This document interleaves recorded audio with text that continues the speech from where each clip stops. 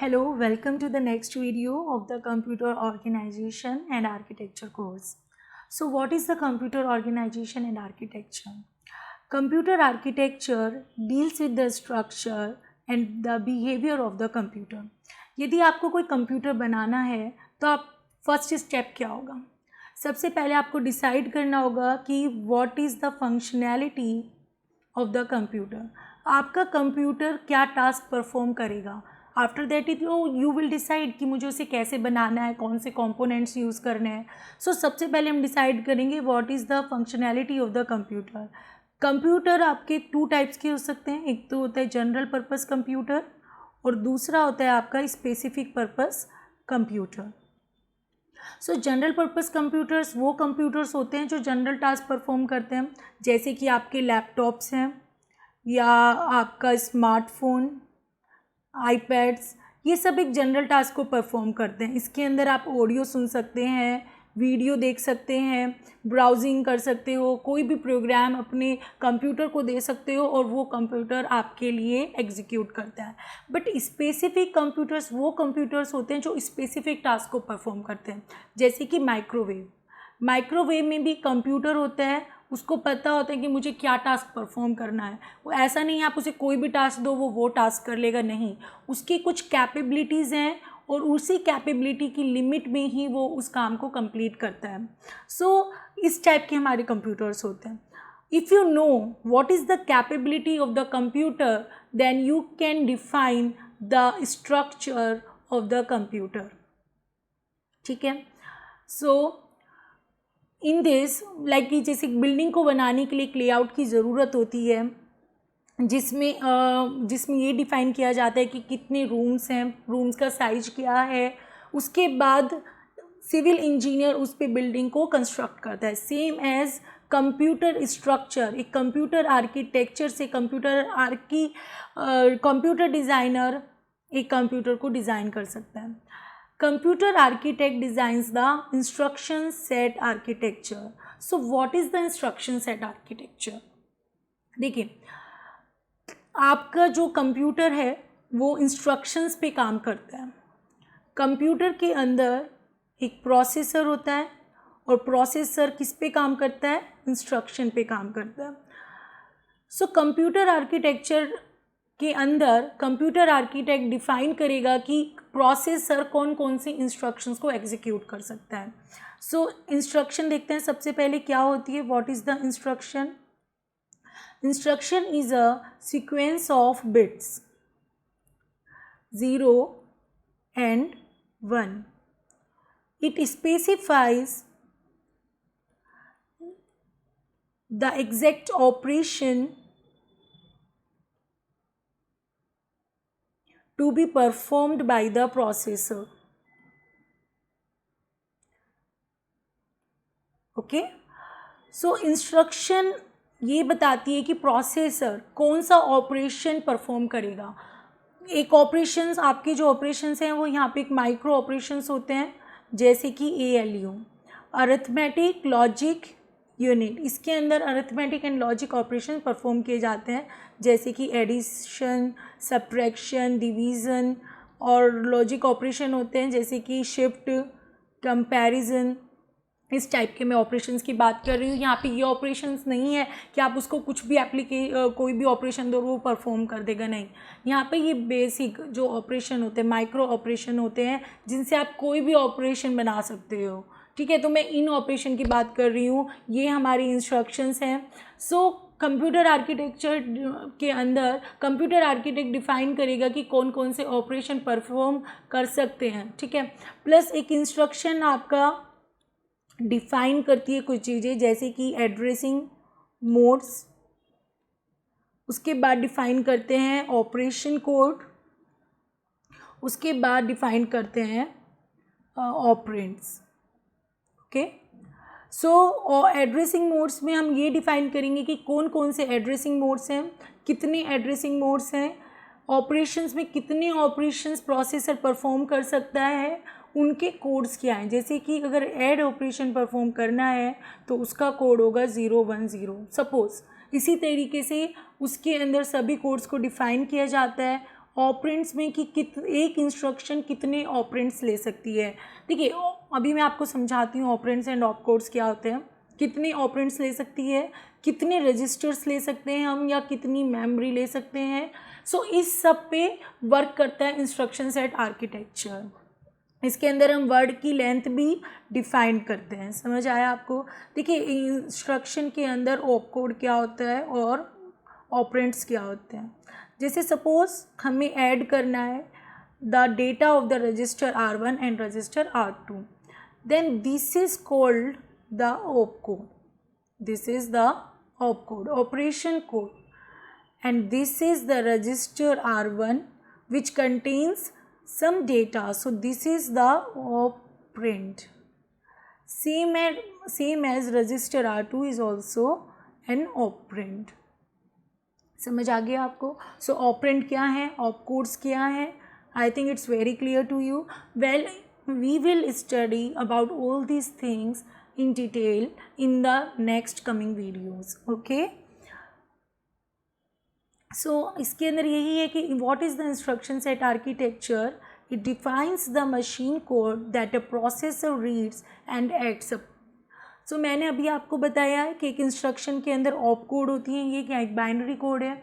Addition ये आपकी assembly language में है, लेकिन जो ऑप कोड है उसका एक प्रॉपर कोड होगा, जैसे 010। So processor reads this code and perform the operation. Okay, so next we see here ISA क्या है। ISA works as an interface between the hardware and the software. अभी आपने पढ़ा होगा ऑपरेटिंग सिस्टम में कि operating system implements the operating system works as the interface between the hardware and software. यदि आप हार्डवेयर को एक्सेस करना चाहते हो तो operating system will help you to access the hardware through the software.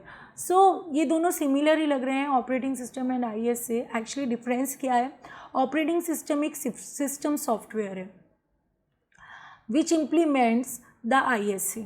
So operating system में सभी codes होते हैं जो कि ISA को इम्प्लीमेंट करते हैं। अभी आपको समझ आ रहा है। देखिए ISA क्या है, एक इंस्ट्रक्शंस है, बहुत सारी इंस्ट्रक्शंस हैं जो कि प्रोसेसर परफॉर्म कर सकता है। हर एक इंस्ट्रक्शन का अपना एक कोड है, that is the binary code. तो जब प्रोसेसर परफॉर्म करेगा किसी टास्क को तो वो क्या करेगा, वो उस बाइनरी कोड को रीड करेगा और उसको उससे वहाँ पता चलेगा okay this is the addition operation.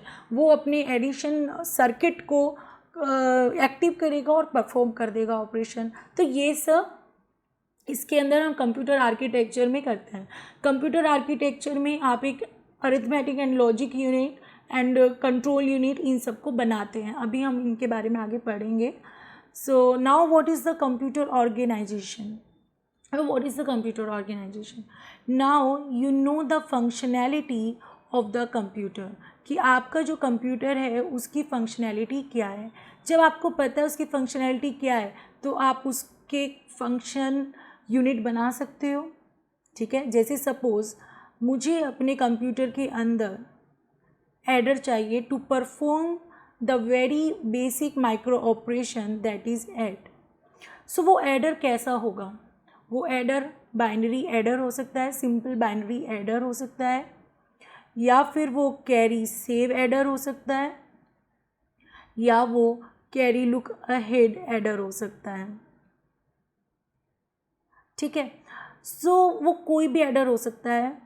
ये डिसाइड करेगा कंप्यूटर ऑर्गेनाइजेशन के अंदर, एक डिज़ाइनर डिसाइड करेगा कि कौन से लॉजिक गेट्स को चूज़ करना है और उन लॉजिक गेट्स को किस तरीके से आपस में कनेक्ट करना है। So it deals with the way digital components operate and how they are connected together to form the computer system. So suppose बहुत सारे आपको यू नो कि आपका एक गेट एक डिजिटल कंपोनेंट होता है जैसे full adder. So full adder can be used for the binary adder. इसको किस तरीके से कनेक्ट करेंगे ये सब हम कंप्यूटर ऑर्गेनाइजेशन में पढ़ते हैं। सो एनालॉगी है civil engineers task during the building construction. जैसे कि सिविल इंजीनियर एक बिल्डिंग को बनाता है वो डिसाइड करते हैं कि ब्रिक्स को कैसे अरेंज करना है। सेम एज यहाँ पर जो लॉजिक कंपोनेंट्स होते हैं, गेट्स होते हैं, एडर्स, मक्स, डिमक्स, उनको किस तरीके से कनेक्ट करना है ताकि वो एक फंक्शनल यूनिट बन सके। समझ आया आपको यहाँ पर? Okay, so in computer organisation and architecture में we work on these 3 aspects. First, what is inside the computer. Next is how all digital components work together to get the particular functionality of the computer. Okay, ये मैंने भी आपको यहाँ पे समझा दिया है. And next is performance of the system. So let's see what is inside the computer. See, this is the block diagram of basic computer. Here is the input unit and here is the output unit. This is CPU and this is main memory. Whenever process perform any operation, then processor reads the data from the registers only. Understood? Okay. देखिए, input unit से आप कोई भी input computer में दे सकते हैं, output unit से कोई भी आउटपुट यूनिट से आप कोई भी आउटपुट बाहर दे सकते हैं, लाइक कि आपकी आउटपुट स्क्रीन पे जब आउटपुट शो होता है. सो मेन जो पार्ट है वो है CPU, सो सेंट्रल प्रोसेसिंग यूनिट. ठीक है, इसके अंदर 2 पार्ट्स होते हैं. One is the control unit and another one is the processor and this is your main memory. So CPU is directly connected with the main memory. जब भी कोई भी इंस्ट्रक्शंस को फैच करना होता है तो हम मेन मेमोरी से फैच करते हैं, ना कि सेकेंडरी स्टोरेज से. ठीक है, अच्छा, इस तरीके से आप समझिए एक प्रोग्राम है. सो प्रोग्राम क्या है? Program is a collection of statements. मैं यहाँ इंस्ट्रक्शंस नहीं कहूँगी, जनरली स्टेटमेंट्स इंस्ट्रक्शंस बोला जाता है. मैं यहाँ स्टेटमेंट्स कहूँगी क्योंकि मैं यहाँ जो प्रोग्राम की बात कर रही हूँ वो है हाई लेवल लैंग्वेज प्रोग्राम. जब भी आप एक हाई लेवल लैंग्वेज प्रोग्राम बनाते हैं तो आप उसके अंदर बहुत सारे स्टेटमेंट्स लिखते हैं और वो जो स्टेटमेंट्स होते हैं उनका एक सीक्वेंस होता है. जैसे कि आपने एक प्रोग्राम लिखा यहाँ पर मेन, उसके बाद आपने लिखा integer A, integer B, and then you are giving some statements like printf, scanf. So these are the statements, these are not the instruction. When you compile this program, then it converts into the assembly language, and the assembly language program is the set of the instructions. ये आपको समझ आ रहा है? देखिए, अगर मैं आपको यहाँ पे बोलती हूँ कि this is the statement C is equal to A plus B, this is the computer program statement. This is the statement, this is not the instruction for the processor, क्योंकि प्रोसेसर जो काम करता है वो बहुत ही माइक्रो ऑपरेशंस पे काम करता है, जैसे एडिशन, सब्ट्रैक्शन, अलग अलग ऑपरेशंस पर. लेकिन यहाँ पे बहुत सारे ऑपरेशन हैं. पहले तो read the data from the A, then read the data from the B, then add the data, then assign, then assign the result into the C. तो there are the many instructions for the processor. सो अभी आप इसको देखिए कैसे perform करना है. मैं आपको भी यहाँ एग्जांपल देती हूँ कि इस स्टेटमेंट को आपको कैसे इंस्ट्रक्शन में कन्वर्ट करना होता है. सपोज़ B क्या है, आपकी मेमोरी लोकेशन है. Suppose 2000, A is also the memory location 2002, and C is also the memory location suppose 3000. Okay, so भी instructions को हम कैसे लिखते हैं assembly language में. Load register R1 with the data at the memory location 2000. Load register R2 with the data at the memory location 2002. Then third is instruction add the data of register R1 and the register R2 and store the result into the R1. Then store the content of the R1 into the memory location 3000. अभी आपको समझ आया? सो एक जो statement है उसके लिए यहाँ पे मैंने 4 इंस्ट्रक्शंस लिखी हैं। ये भी आर्किटेक्चर पे डिपेंड करता है कि इंस्ट्रक्शंस कितनी होंगी। तो ये जो भी मैं आर्किटेक्चर जो मैं लिख रही यहाँ पे मैंने यूज़ की है वो है लोड एंड स्टोर आर्किटेक्चर, जिसके अंदर इस टाइप की इंस्ट्रक्शंस होती हैं। सो मैंने यहाँ लिख दी हैं, these are the assembly language instructions. आप एक इंस्ट्रक्शन को पिक कीजिए और आप इसको डायरेक्टली बाइनरी लैंग्वेज में कन्वर्ट कर सकते हैं। अभी आपको समझ आ रहा है? देखिए बड़ा मैं आपको बहुत अच्छे से समझा रही हूँ एक एक चीज़, कैसे एक इंस्ट्रक्शन काम करती है, कैसे एक इंस्ट्रक्शन बनती है। सो अब इस एक असेंबली लैंग्वेज इंस्ट्रक्शन को आप बाइनरी लैंग्वेज इंस्ट्रक्शन में कन्वर्ट कर दीजिए, इट मीन्स मशीन कोड में कन्वर्ट कर दीजिए। अब सपोज़ लोड क्या है आपके यहाँ पर, देखिए अभी मैंने आपको अभी थोड़ी देर पहले बताया था कि एक इंस्ट्रक्शन क्या होती है, उसके अंदर ऑप कोड होते हैं एंड ऑपरेंड्स होते हैं। सो load is the op code. Suppose इसका कोड है 011। R1 एक रजिस्टर है जिसका कोड है, और R1 है तो इसको हम दे देते हैं कोड 001, और एक मेमोरी है जिसका कोड है सपोज 112 और समथिंग, ठीक है। So this is the instruction. So processor reads this instruction and perform the exact operation which is defined in the instruction. अब ये आपको समझ आ रहा है कैसे काम करते हैं। सो ये जो इंस्ट्रक्शंस होती हैं ये मेन मेमोरी में स्टोर होती है। प्रोसेसर एक एक इंस्ट्रक्शन को पिक करता है और ऑपरेशन को परफॉर्म करता है। अभी I think it's clear to you. So let's see what is the control unit. Okay, before control unit, let's see what is the processor. Okay, before control unit, let's see what is the processor. So processor has the two parts, one is the register and another one is ALU. Register store the data, or it may be 30-bit okay, registers store the data, it may be 32-bit data और it may be 64 bits data, ठीक है। वो depend करता है आपकी architecture क्या है, ठीक है। अभी आप देख रहे हैं ना आर्किटेक्चर कितना इंपॉर्टेंट है। आर्किटेक्चर में ही सब कुछ डिफाइन किया जाता है, कितनी इंस्ट्रक्शंस हैं, वर्ड लेंथ क्या है, और उसी पे काम किया जाता है, ठीक है। सो यहाँ पे जो रजिस्टर्स हैं वो 3 टाइप्स के हो सकते हैं। One is the general purpose register, another one is the specific purpose register and some are the temporary registers. So जो arithmetic and logic unit होती है वो registers पे ही काम करती है। Arithmetic and logic unit contains the circuit. इसके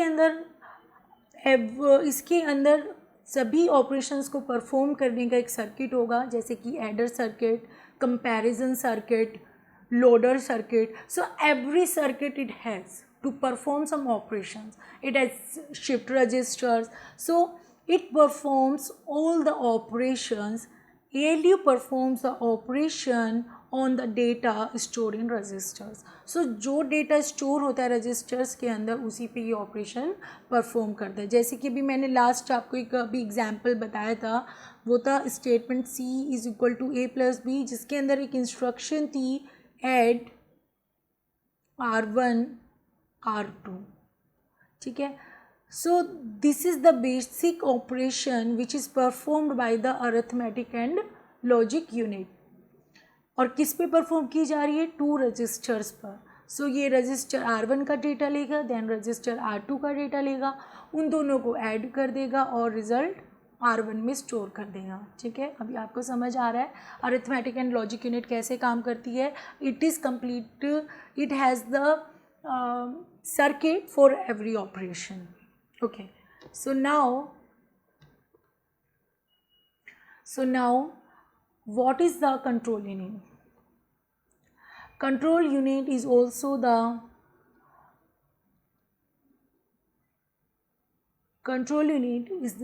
part of the processor. It generates the sequence of the control signals, ठीक है। Control unit generates the sequence of the control signals for fetching the instruction, for decoding the instruction and for performing the operations. सो अभी मैंने आपको एक example दिया था, कुछ instructions होती हैं मेन मेमोरी के अंदर, जैसे कि अभी मैं प्रीवियस एग्जांपल ही ले लेती हूँ। लोड करना था, फिर सेकंड भी लोड था, दूसरे में ऐड था, एंड लास्ट में था स्टोर। ठीक है, सो ये कुछ इंस्ट्रक्शन थी जो एक प्रोग्राम को परफॉर्म करने के लिए रिक्वायर्ड है। तो जब भी एक प्रोग्राम को एग्जीक्यूट करना होता है तो उसकी जो इंस्ट्रक्शंस है उनको मेन मेमोरी में लाया जाता है, so that processor can directly fetch the instruction from the main memory। तो अभी प्रोसेसर क्या करता है, आपका एक इंस्ट्रक्शन को पिक करेगा और उसको फैच करेगा। उसके लिए control unit generate the signals for the processor to fetch the instruction from the main memory। When the instruction is fetched like this, then the instruction is decoded, and for this also control unit generates the control signals। और वो फिर हमें बताएंगे कि कौन सा operation perform करना है। After that control unit generate the sequence of the control signals for performing the operation। अब आपको सपोज एक ऑपरेशन ये परफॉर्म करना है, जैसे कि ये एक ऑपरेशन परफॉर्म करना था फॉर दिस असेंबली इंस्ट्रक्शन, जिसके अंदर R2 और R3 का डेटा ऐड किया जाता है और R1 में प्लेस कर दिया जाता है। तो इसके लिए कंट्रोल सिग्नल जनरेट करता है फॉर द प्रोसेसर, कि प्रोसेसर को कौन कौन से स्टेप्स फॉलो करने हैं। तो फर्स्ट कंट्रोल सिग्नल होगा enable the output of the registers R2 and R3। Second operation, select the addition operation, store the output of the logic circuit into register R1। ठीक है, इस टाइप के control signals control unit generate करती है। So control unit controls the entire system. How your system will perform, it depends on the control unit। ठीक है, control unit generates the control signals for the operations which are performed by the processor। Well, in the computer organization and architecture course में we have the detailed knowledge on control unit। We have two types of the knowledge, we have two types of the control unit there। One is the microprogram control unit and another one is the hardwired control unit। so इसको हम detail में वहाँ पर पढ़ेंगे। ठीक है, so now we have understood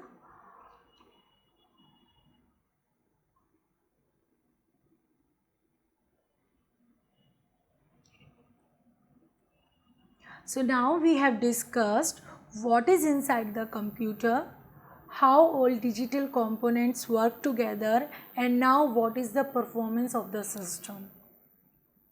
Computer organization and architecture में we discuss about the performance of the system। We try to enhance the performance of our system, the performance of the processor, कि processor कितनी speed से काम कर रहा है, वो कितनी इंस्ट्रक्शंस को एग्जीक्यूट कर सकता है। सो CPU की जो परफॉर्मेंस होती है वो डिफ़ाइन की जाती थी इंस्ट्रक्शन पर साइकिल से। जो ओल्डर कंप्यूटर्स थे उसके अंदर ये थी IPC, इंस्ट्रक्शन पर साइकिल थी 0.1, मतलब कि 10 साइकिल्स में केवल एक ही इंस्ट्रक्शन एग्जीक्यूट हो पाती थी। अब IPC हो गई है 1, मतलब एक साइकिल में एक इंस्ट्रक्शन एग्जीक्यूट होती है। देखिए ये आपकी होती है क्लॉक साइकिल। ठीक है, तो ये क्लॉक है and this is your clock cycle and the clock period, let's suppose it is 1 nanosecond। So I can say here that in 1 nanosecond one instruction is executed। So in 1 second how many instructions will be executed? That is 10 की power 9 instruction। ठीक है. So 10 to the power 9 instructions will be executed by the CPU in 1 second. So what is the speed of the CPU? I can write here 10 to the power 9 instructions per second. And we know 10 to power 6 is equal to 1 million. So कितनी instructions? 1000 million instruction per second. या आप इसको इस तरीके से भी लिख सकते हैं MIPS. ठीक है. सो कंप्यूटर की स्पीड आजकल आप MIPS से भी डिफाइन करते हैं. सो कितनी इंस्ट्रक्शंस एक साइकिल में एग्जीक्यूट हो रही हैं या फिर कितने इंस्ट्रक्शन एक सेकंड में एग्जीक्यूट हो रही हैं. सो हमें क्या करना है, हमें जो इंस्ट्रक्शन पर साइकिल है इसको इम्प्रूव करना है. सो 0.1 से 1 लाने के लिए आप कौन सी मैकेनिज़्म यूज़ कर रहे हो, ये भी कंप्यूटर आर्किटेक्चर में पढ़ाया जाता है. And those topics are pipelining. In pipelining we discuss about कि how to increase the performance of the processor. So I hope you have understood now कि computer organization and architecture में आप क्या पढ़ने वाले हैं. आप 3 चीज़ों पे काम करेंगे. What is inside the computer, जिसके अंदर ALU, कंट्रोल यूनिट, उनको कैसे बनाया जाता है. एक कंप्यूटर की पहले फंक्शनैलिटी डिफ़ाइन की जाती है, फिर उसको बनाने का काम स्टार्ट किया जाता है. फिर उसमें आप डिजिटल कंपोनेंट्स लाते हैं, उनको एक साथ कनेक्ट करते हैं, फिर उसकी परफॉर्मेंस पे काम करते हैं. तो इस सब्जेक्ट के अंदर हम ये सब पढ़ने वाले हैं. From the next video we will start our modules, and the first module will be cache mapping. So the next video will be on the locality of reference. If you have any doubt regarding this video, then please write me in the comment box. Thank you.